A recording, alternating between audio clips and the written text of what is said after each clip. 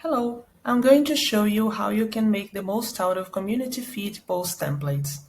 What are they? Well, if you look on community feed, either announcements or common room, where you can make a new post, there's a plus sign, and at the very bottom, there is an addition called templates. If you give it a click, you'll see a selection of categories to choose from with different templates. And like the name implies, this is just a foundation that you can use, build off of, and edit however you like. Let's take a look at some of these and how you can use them. Down here we have feedback template.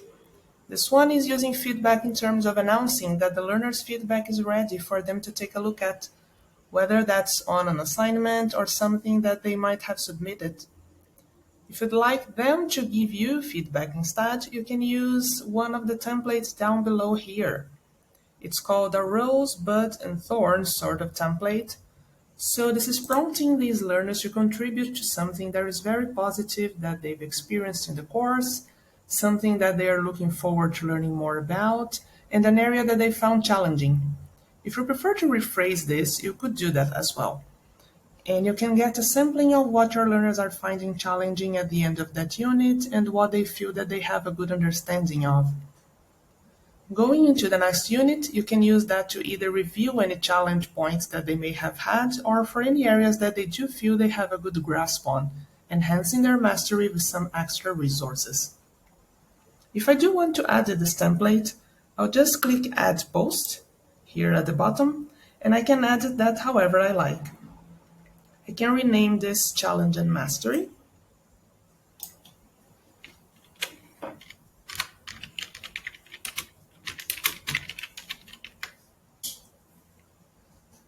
And instead of posting this immediately, I'm going to schedule it so it will be posted at the end of the week. I click on the clock icon, select a date, a time,